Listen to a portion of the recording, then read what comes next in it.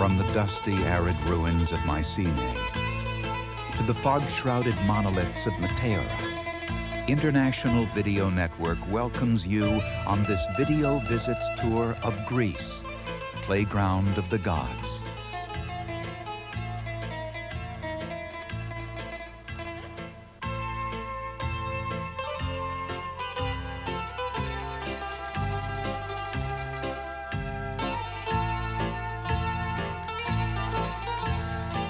Above the moonlit Parthenon, the spirits of Athena, Zeus, Apollo, and Aphrodite still dance in the Athens night, sharing their glorious past with the bustling metropolis below.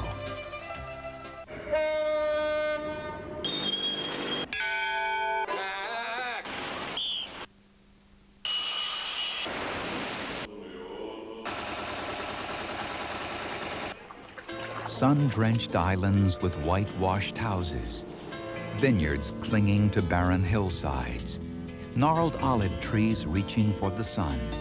The ruins of ancient cultures all beckon the adventurous wayfarer.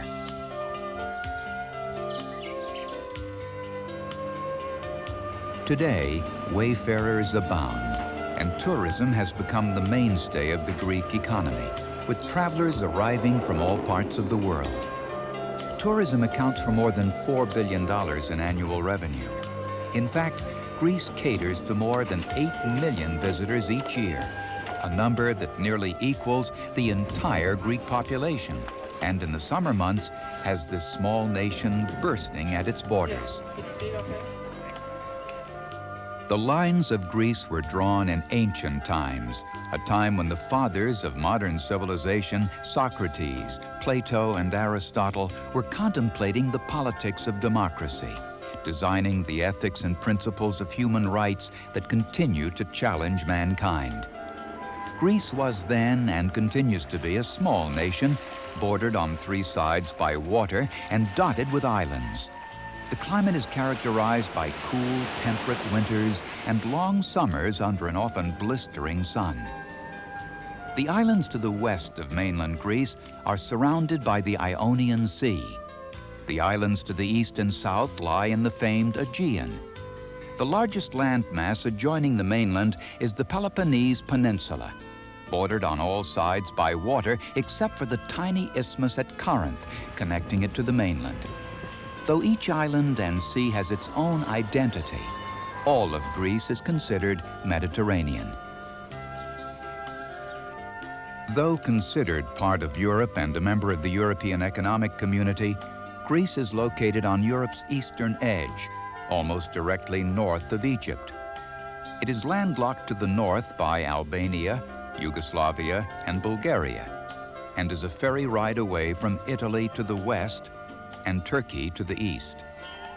To a visitor, Greece seems to share much with its neighbors, caught somewhere in the mix of cultures common to the countries bordering the Mediterranean. To many, Athens is the heart of Greece. And while the beauty of the countryside and the magic of the islands inspire an uncommon awe among visitors, it is Athens, night and day, that sets the pulse of this great nation. Athens is considered the most cosmopolitan city in Greece, and is certainly one of the most lively in all of Europe. I feel proud to live in Athens because it's a city that has everything. Whatever you can imagine, from entertainment to anything, and everything. I like Athens very much.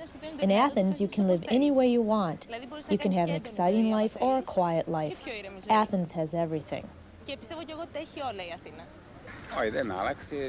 Athens is very beautiful. It's the best city in Europe. It's very beautiful and it welcomes visitors with great enthusiasm. And the people are exceptional. I'd say the best people in Europe. Athens is among the most beautiful capitals. It reflects the ancient civilization and its museums and ruins. And it has the parks and beautiful buildings and activities. It's among one of the most beautiful capitals. A carefree attitude pervades in Athens, even with the stifling difficulties of city life. People work hard and play hard, often relaxing for hours in one of the numerous outdoor cafes. In fact, Kolonaki and the Plaka seethe with life during most hours of the day. Kolonaki, a neighborhood near the foot of Likavatos Hill, is best known as a hangout for upscale locals with a taste for continental clothes and cuisine. The young at heart can be found here on most summer evenings, enjoying conversation among friends and sipping the notorious Greek coffee. Είναι και αυτός μία από τις συνήθειες του Έλληνα. Coffee is one of the habits of Greek people. Instead of loading your stomach down with orange sodas and things, you have a little Greek coffee. It's like espresso.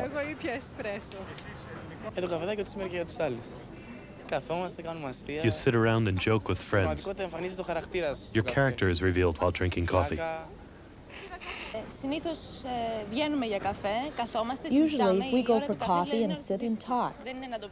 The hour of coffee is a time of conversation.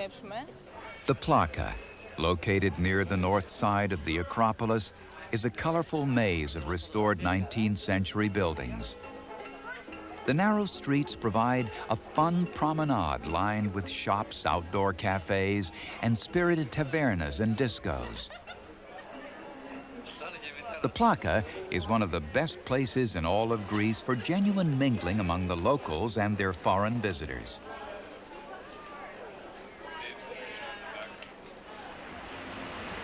Every visit to Athens should include a stop in front of the Parliament building on Constitution Square. A ceremonial changing of the guard occurs on the hour. The grim, humorless faces of the young guards seem a strange contrast to their colorful uniforms and clogs as they pass before the marble tomb of the unknown soldier.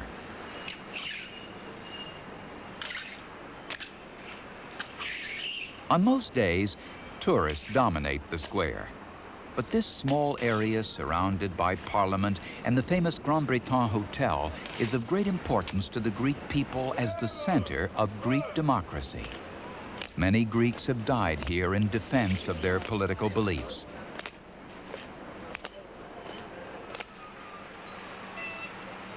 The National Gardens are also a frequent stop for visitors and Athenians in search of a green oasis. Located near Constitution Square, the gardens have become a meeting place for the animated exchange of political philosophy. For a catnap, a little romance, or a thoughtful stroll among the cool shade trees. Far from the relaxed mood of the gardens, much of Athens is a maze of traffic, one-way streets, exhaust fumes, and honking horns, as more than 900,000 cars and buses attempt to get from point A to point B in a city designed by the ancients. It's considered one of Europe's most difficult cities in which to drive. It's very difficult to drive in Athens. There's a lot of traffic. The easiest is a motorcycle. I prefer a motorcycle. Oh, the traffic is dramatic. The conditions are crazy. You leave your house and you come home a nervous wreck. The skyline of Athens is a mosaic of bleak, mid-level, high-rise apartment and office buildings. Yet from nearly any vantage point, the beautiful remains of the Acropolis can be seen rising majestically toward the sky. The Acropolis, a cluster of stone ruins from Greek antiquity situated atop a rocky limestone hillside, is perhaps the world's most famous monument to the past. The word Acropolis translates as the highest part of the city, and an acropolis is usually a defensible position. The Acropolis flourished in the 1,000 years before Christ, though its history dates back much further.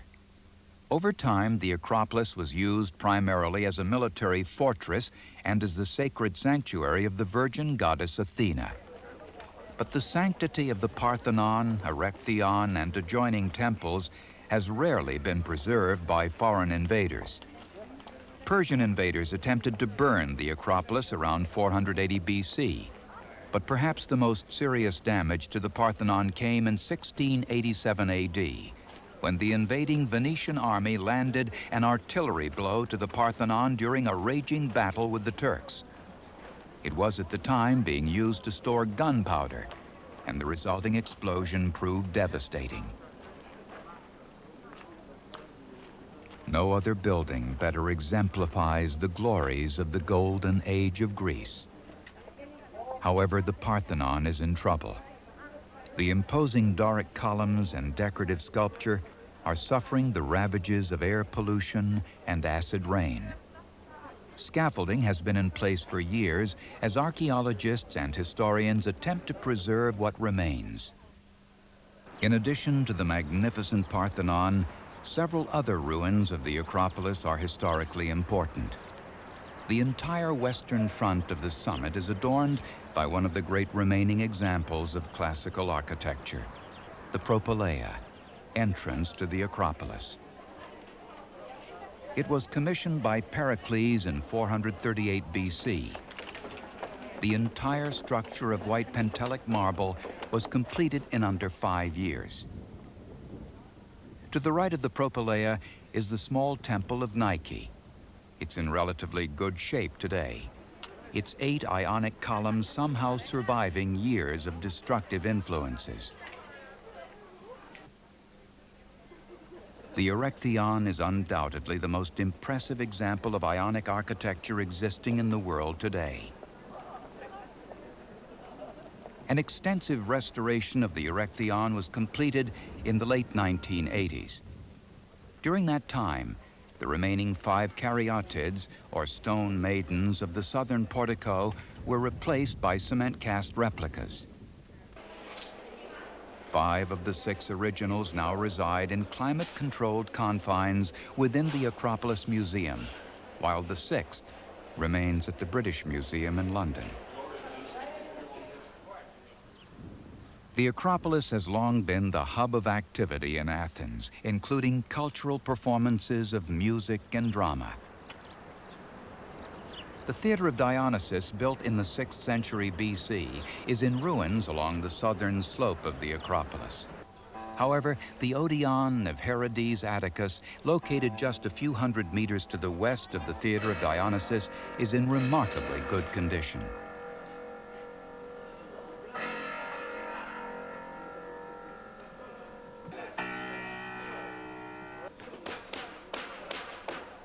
The Odeon seats more than 5,000 people on stone benches that circle the natural amphitheater.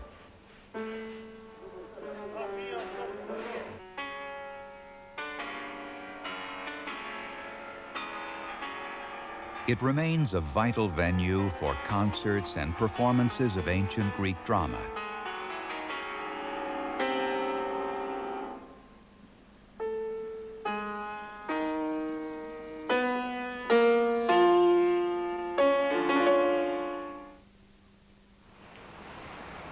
Located along the southeastern coast of the Greek mainland, Athens has long been the shipping hub of Greece. The Athens port is located at Piraeus, about 12 kilometers from central Athens. Cruise ships and car ferries make routine shuttles to the islands, while freighters from around the world embark from and descend upon the port during all hours of the day. I prefer the rural life rather than the urban life. Here we have fresh air, and you work for yourself. I like to be independent. I like the work of a farmer. Along with tourism and shipping, the Greek economy is still heavily invested in agriculture.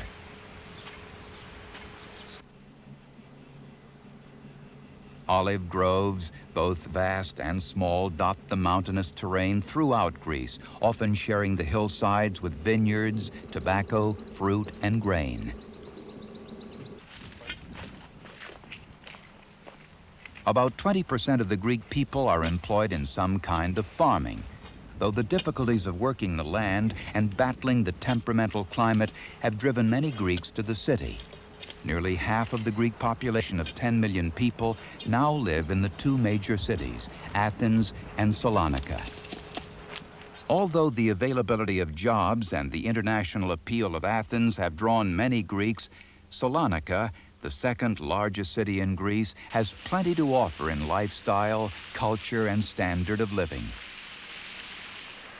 Salonika, located on the Gulf of Thermikos in the northeast corner of Greece, is home to about 1 million people. The city is not as congested as Athens, though it still employs many in shipping and industry. Its history goes back only 2,300 years, making Salonika relatively young by Greek standards. Yet the city's history is a rich one.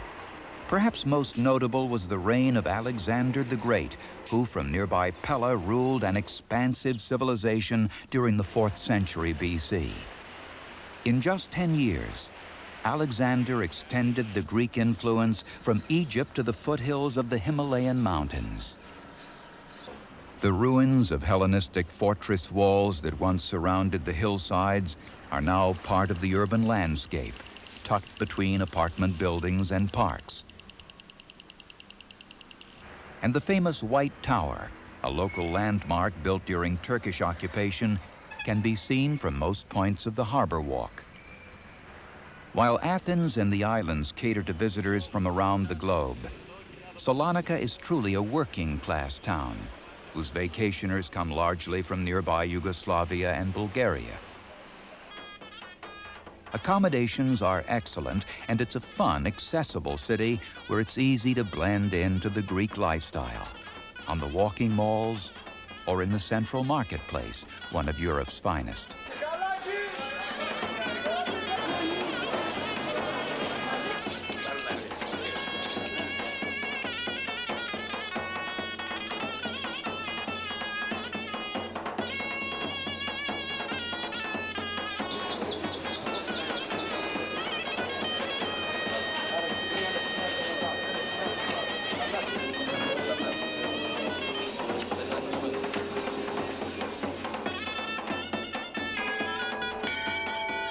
Salonika has long been the center of Christianity in Greece.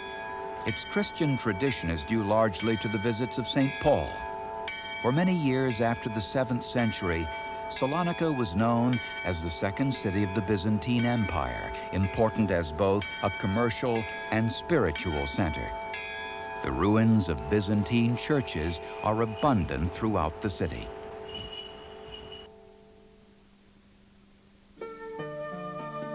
The Byzantine influence can be felt throughout Greece, most notably in the churches and monasteries. The ancient monastery of Kesariani lies hidden among the shade trees of Mount Hymettos near Athens. It's a well-preserved example of Byzantine architecture where it's easy to see how the monks lived and worshipped during the Byzantine era.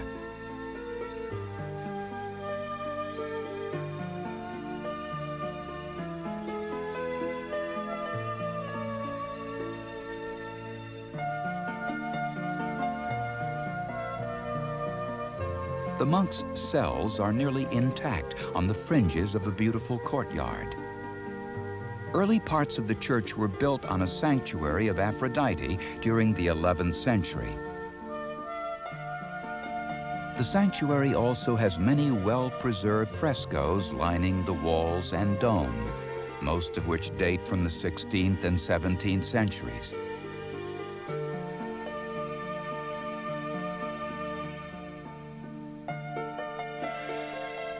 Many of the monasteries of the Byzantine era were located in remote areas.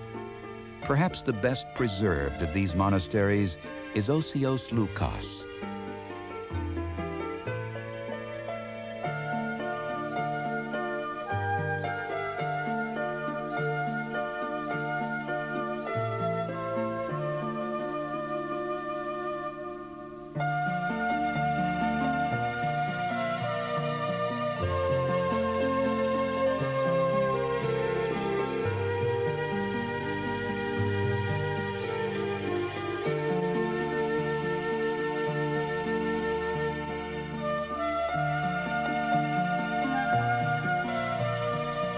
Although open to the public, the monastery remains relatively hidden from the encroachment of modern times.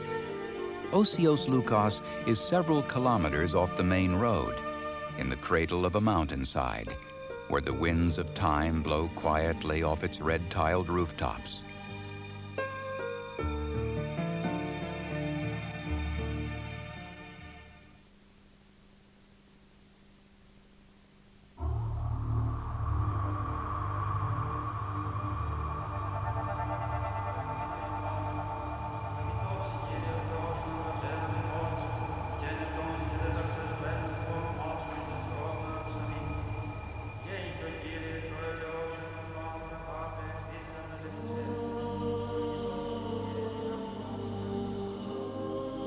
Wisdom, humility, discipline, faith.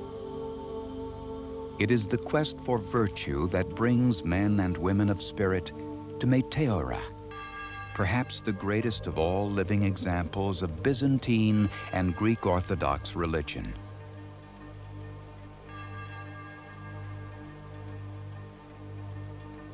Meteora is a beautifully random series of rock outcroppings numbering more than 1,000 and rising to heights of nearly 600 meters.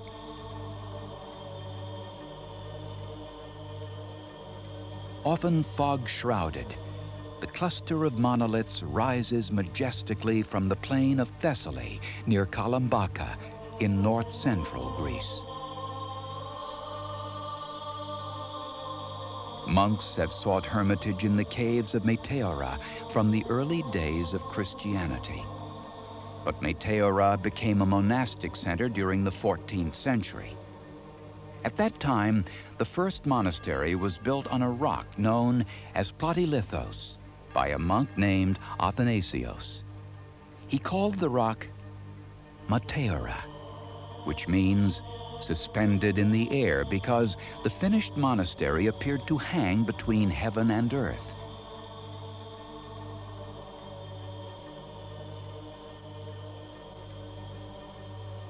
In the years that followed, many more monasteries were built in the secluded forest of stone, all of which became known as Meteora.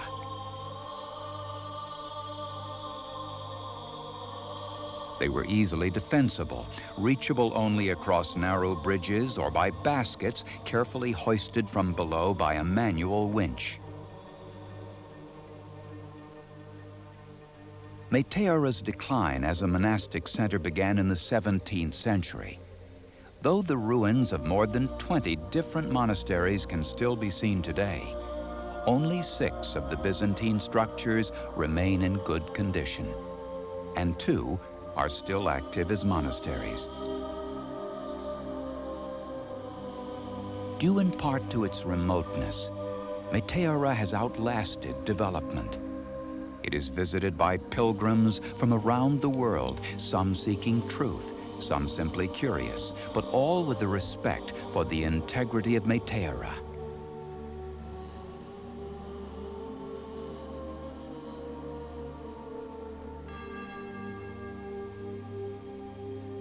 The secrets of the monks who lived here can be discovered in the spirit and solitude of this mystical sanctuary.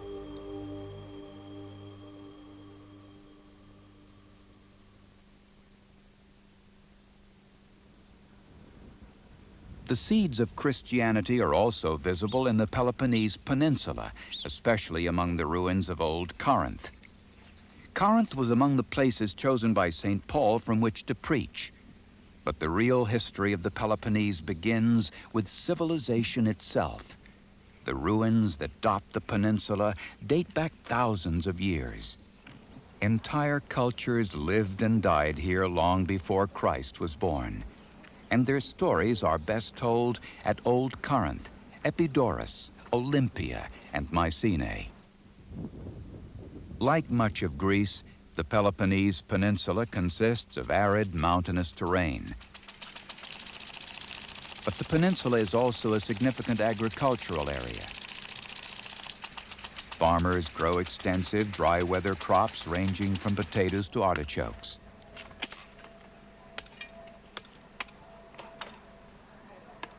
The peninsula is also filled with vineyards. The annual harvest relies heavily on human power, with bushels of succulent grapes destined to become Greek wine. Though Greek wine has yet to reach the stature of French or California wines, it has become a major export to other members of the European Economic Community.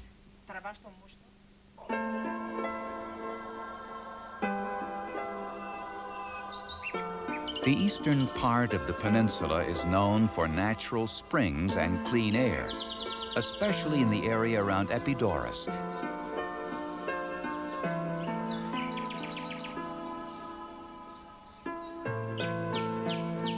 The pinnacle of these ideal surroundings is the ancient theater of Epidaurus, built in the 4th century BC. It's the largest and most well-preserved of all ancient theaters in Greece. Built of stone into the natural contours of the hillside, the theater seats 14,000 spectators. But the most distinct aspect of the theater is its acoustic excellence. Even from the top of the theater, row 55, every word can be clearly heard from the performers in the half circle below.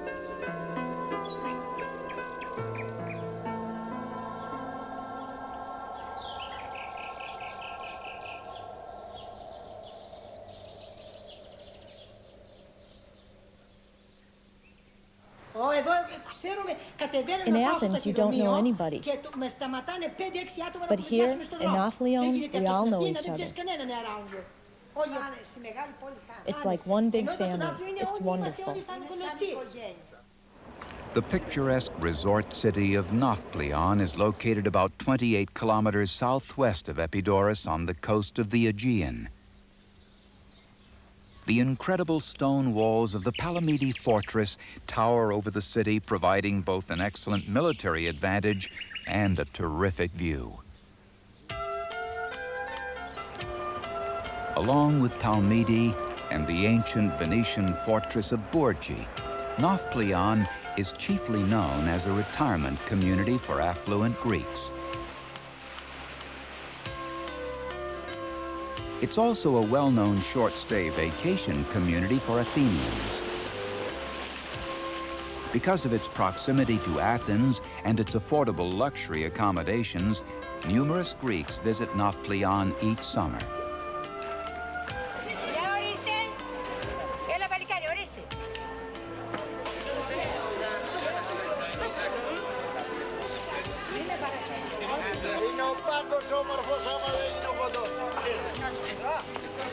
Nafplion has a lively marketplace, and the city of 10,000 Greeks is woven with quaint Venetian architecture.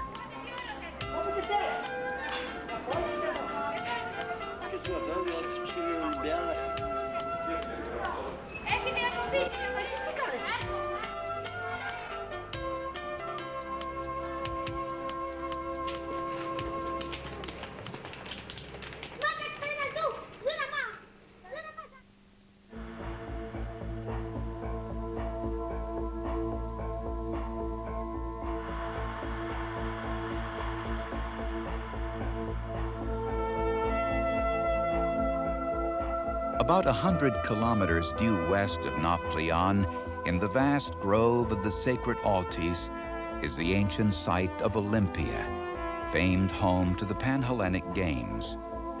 Apollo, Heracles, Nero, the Olympic competition among men from Greece, Sicily, North Africa, and Asia Minor began in 776 BC and continued for nearly 1,200 years, all under the protection of a sacred truce.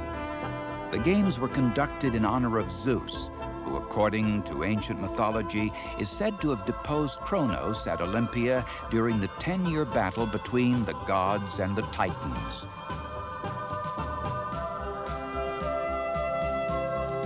Kings, artists, sages, poets, and philosophers, Aristotle and Plato among them, were regular spectators at the games. competition became a noble tradition designed to strengthen the body and build superior character. The winner's honor was not valued in money, but in a braided crown molded from the branch of the sacred olive tree. The subtle cries of victory can still be heard, riding the soft breezes across the eroded spires of the Temple of Zeus.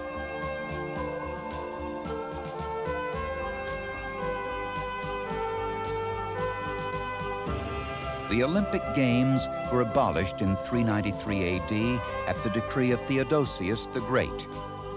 Olympia was deserted. The famed Temple of Zeus, the Exedra of Herodaticus, the Temple of Hera, the Crypti, the Stadium, all were plundered by Christians in the 4th century, then abandoned to the forces of nature. The second of 2 earthquakes completed the destruction in 551 AD.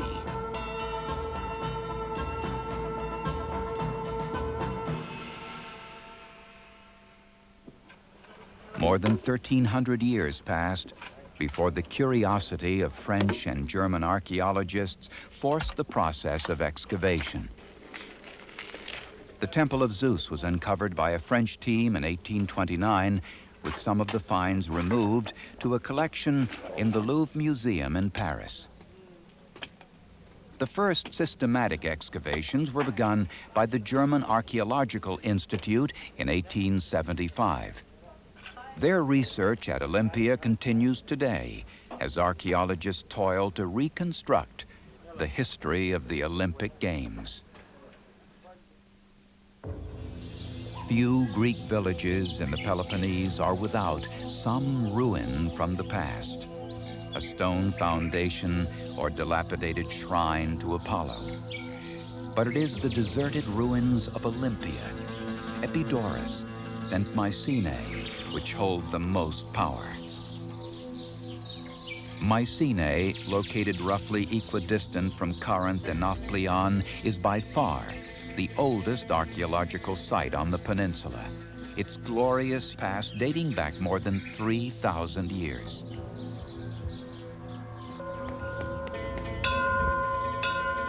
Agamemnon, Clytemnestra, Orestes, Electra. The ancient ruins of the Acropolis of Mycenae still ring with their desperate voices.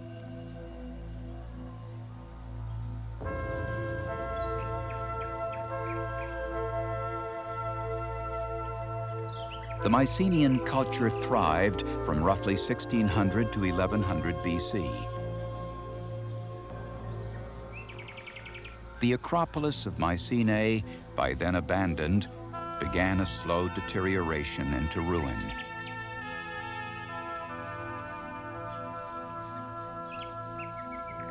The renowned German Heinrich Schliemann undertook excavation work here in 1840. Though best known for his archaeological pursuits, Schliemann's goal in searching out the Mycenaean ruins was to discover the truth behind the ancient Greek writings of Homer. Schliemann succeeded, and the treasures he uncovered can be seen today in the Mycenaean room of the Archaeological Museum in Athens.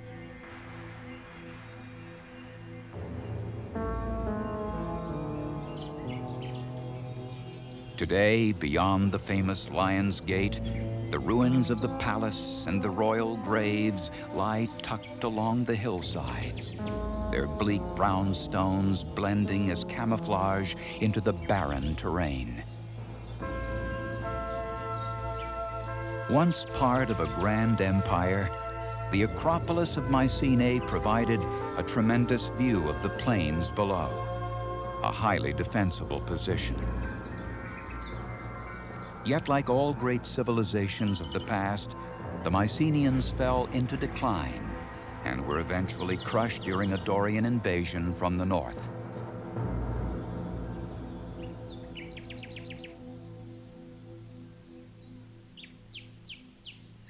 The roots of the Mycenaean culture can be traced to Crete, the southernmost island in Greece. Located in the Mediterranean Sea, Crete has been at the center of geographical controversy for centuries, due in part to its proximity to Turkey and northern Africa. Its location is still considered highly strategic. Crete's location made it the perfect center for Europe's oldest known civilization. The Minoan culture, under the leadership of King Minos, surrounded the beautiful palace of Knossos. Even today, the ruins of Knossos are among the world's most exquisite remnants of the past. The highly advanced Minoan civilization thrived on the island of Crete from roughly 2000 BC to 1400 BC, at a time when the rest of Europe was still considered barbaric. From Knossos, they ruled a maritime empire that included the Peloponnese Peninsula, as well as parts of Sicily and the Cyclades. Their reign included the first organized naval fleet in recorded history. Visitors, especially Europeans, flock in great numbers to the Palace of Knossos. It was rediscovered by the British archaeologist Arthur Evans in the late 1800s. Evans and his crew unearthed, and in some cases reconstructed, much of Knossos, including the magnificent South Propylaeum, the unique horns of consecration, and the exquisite throne room. This room houses the oldest throne in all of Europe. A restored light well on the west wing of the palace includes copies of frescoes, which were found in the House of the Frescoes. Separating Greek myth from reality is difficult, but the Minoan Empire is believed to have been created and ruled by King Minos. This wouldn't be unusual, except Minos is the legendary son of the Greek god Zeus. No one seems sure when, or even if, Minos actually lived. But there's no doubt the Minoan culture existed, and it remains one of the grandest and most brilliant civilizations of all time. Though the Minoan culture declined for many reasons, it was a volcanic eruption on the island of Santorini in 1450 BC that precipitated the devastating earthquakes and tidal waves that buried Knossos.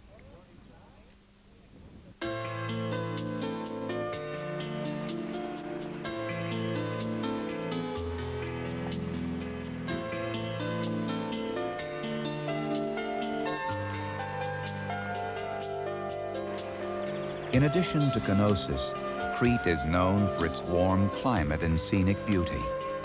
Though much of the island is dry and rocky, there are also sweeping vineyards across the central highlands.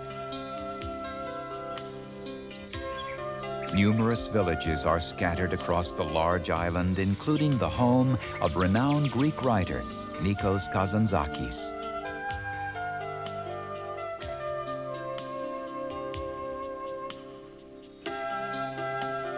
But Crete is first and foremost a vacation island, perhaps best exemplified by the beautiful Alunda Mare Resort Hotel, with its numerous bungalows and private swimming pools. As the southernmost island, Crete is also a good jumping-off point for exploring other islands. Its proximity to Santorini, though unfortunate for the Minoans, is a godsend for island hoppers. Many travelers use one of the numerous ferry boats, but Olympic Airways provides flights daily among the islands and mainland.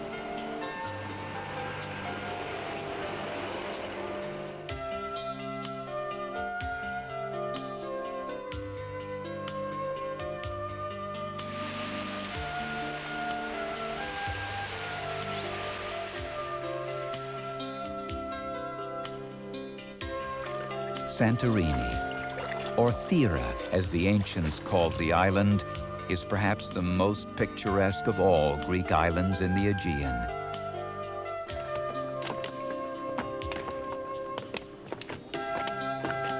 The island is enchanting.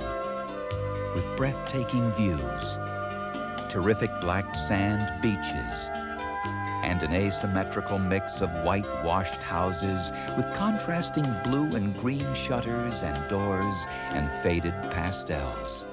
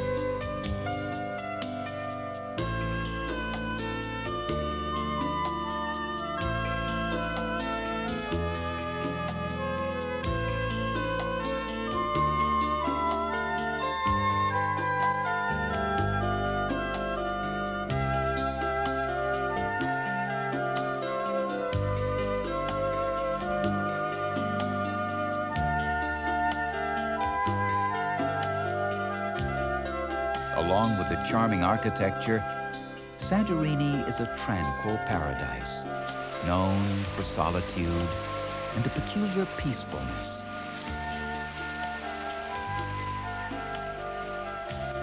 Of all the islands, visitors come here with a seemingly quieter edge, looking for the famous Greek sun, sand, and surf, but also for the romance and mystery Santorini's landscape and people have to offer.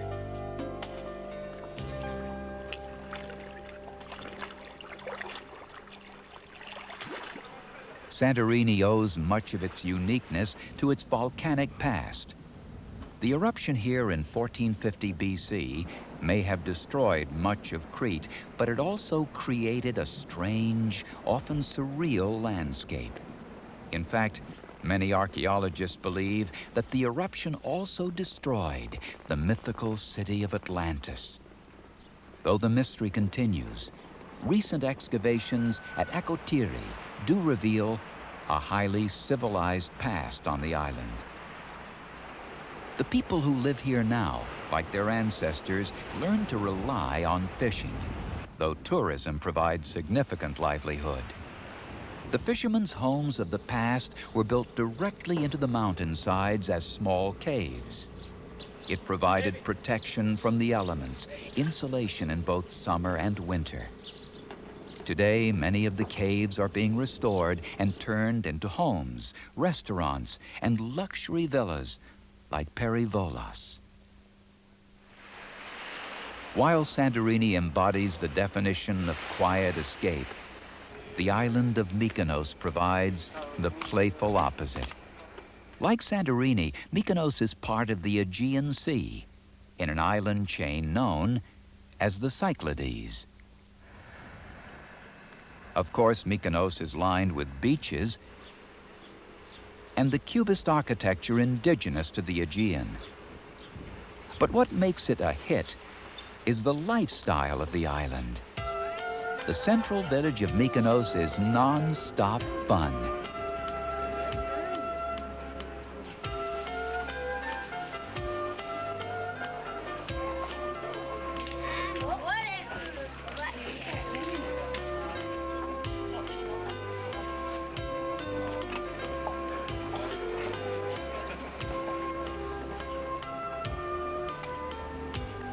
A flurry of pedestrians wind their way through the maze of streets, which in most places are no wider than a sidewalk. It's easy to get lost, though part of the adventure is discovering the tiny courtyards, flower-filled stairways, and odd buildings that line the walks.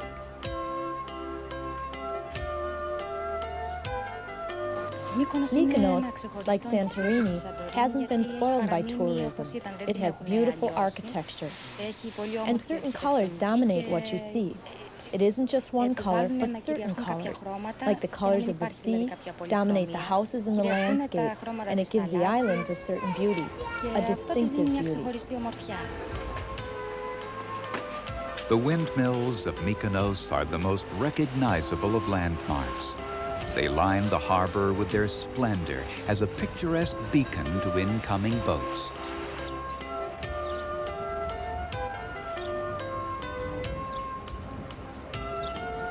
The harbor itself borders quite literally on the village of Mykonos, its buildings within inches of the water's edge. Both pleasure ships and local Greek fishermen make it a routinely colorful landing.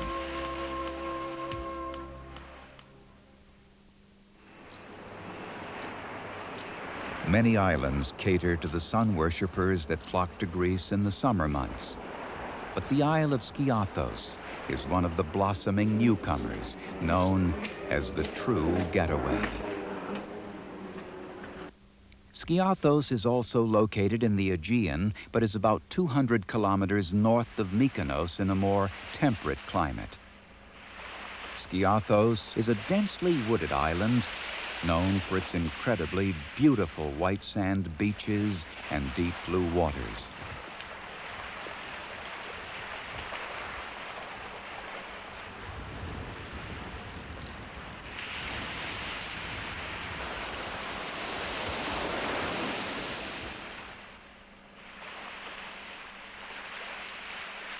Part of the charm of Skiathos is the lack of extensive development.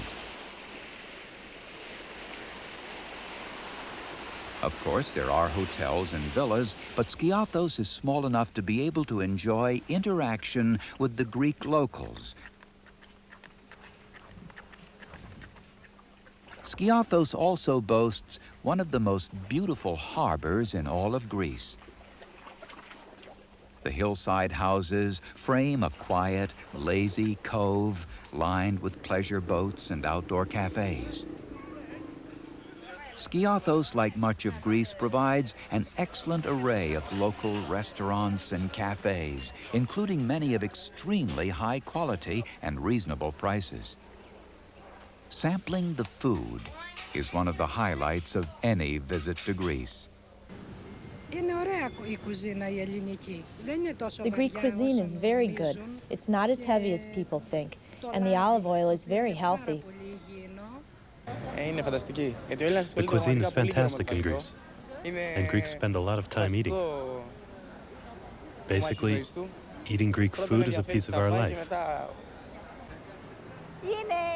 I like Greek food very much. We have greens, zucchini. I don't like a lot of meat. Meat has cholesterol. The dishes have become famous worldwide. Pasticcio, moussaka, souvlaki, fresh ocean fish, tzatziki, Greek salad with feta cheese. And nowhere are the entrees prepared better than on the islands.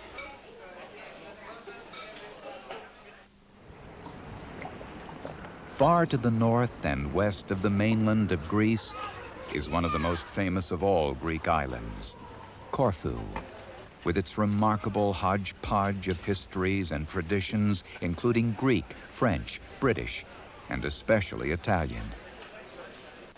It is the northernmost of Greek islands and is considered part of the Ionian island chain, located in the Ionian Sea. However, Corfu is distinctly different from other Ionian islands in that it was never ruled by the Ottoman Empire of Turkey. It was, however, placed under Venetian protection in 1386, and Italian remained the official language until 1851.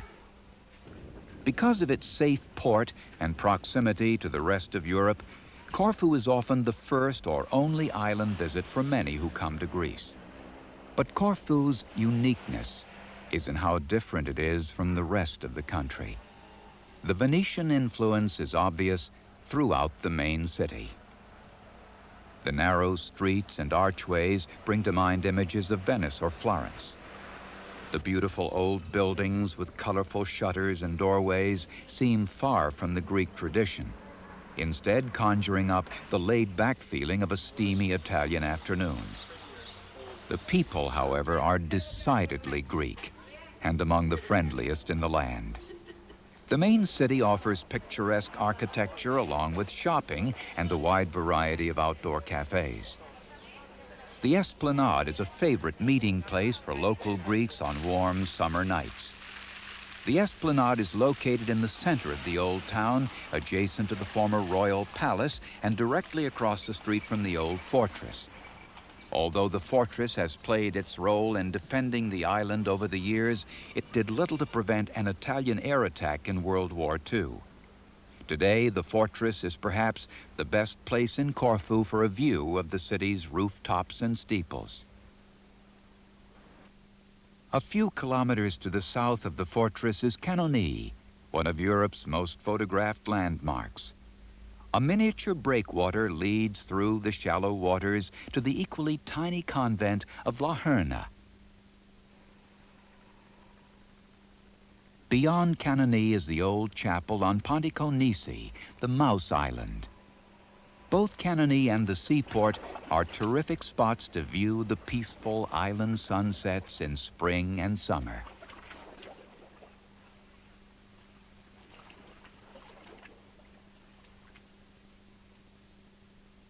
No visit to Greece is complete without a stop at Delphi, located in the southern mainland, about 150 kilometers west of Athens along the Sacred Way. The little mountain village rests in the shadows of the powerful Mount Parnassos on a precarious ledge above the gorge of Pleiestos. The southerly view includes the Bay of Itea, as it opens up to one of the largest olive groves in all of Greece. The single main street of the village is lined with pensions, shops, and tavernas, frequented by a colorful mixture of locals and tourists.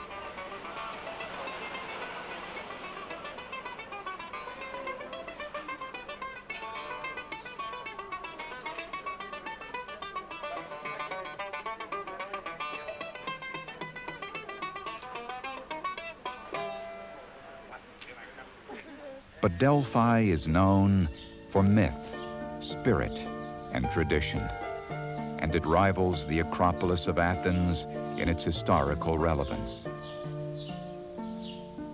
The ruins of Delphi blend so neatly into the gray-brown mountainside that it's difficult at first to imagine the once great spiritual headquarters that stood this ground. The exact age of Delphi isn't known, but the golden era of Delphi ran from roughly 600 to 400 BC. During that time, it served as a diplomatic, cultural, and athletic center. History is scrawled into the foundations and toppled columns along the arduous climb through the steep remains. Above the cleansing waters of the Castilian Spring and the mysterious ruin of Tholos rises the powerful sanctuary of Apollo. The sanctuary is like a terraced garden of stone, a seemingly organized mass of walls and partial columns, culminating with the stunning treasury of the Athenians. The treasury and its Doric columns were rebuilt in 1904 by the French with money provided by the city of Athens. The restoration was done almost entirely with the original blocks of stone and marble found on this spot.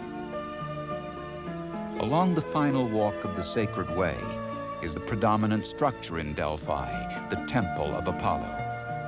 The eastern facade of the temple is partially restored with columns reminiscent of the Parthenon. Above the Temple of Apollo is the well-preserved outdoor theater. Dramatic and athletic contests called the Pythian Games were held at the theater and adjoining 7,000-seat stadium. The games were held every 4 years and were considered as important as the Olympic Games. From this breathtaking vantage point, it's easy to imagine why Delphi was known as the navel of the earth. It is said that Zeus released 2 eagles to fly in opposite directions, and they met at Delphi. their meeting represented by a conical stone that was later excavated from the Temple of Apollo and now resides in the museum.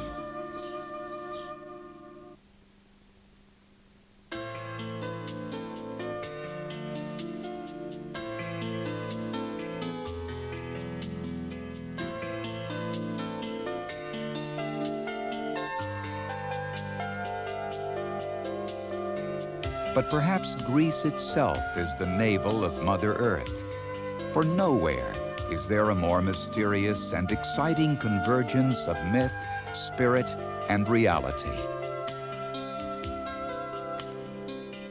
The landscape, the ruins,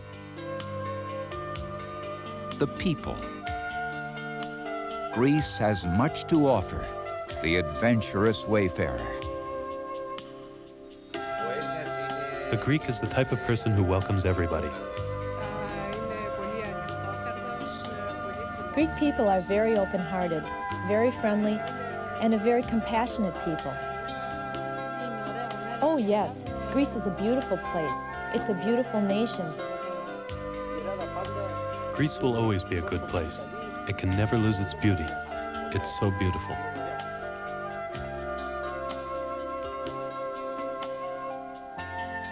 From the volcanic beaches of Santorini to the towering monasteries of Matera, from the picturesque windmills of Mykonos to the triumphant glories of Olympia, from the sun-drenched ruins of Knossos to the majesty of the Acropolis. Greece is the playground of the gods.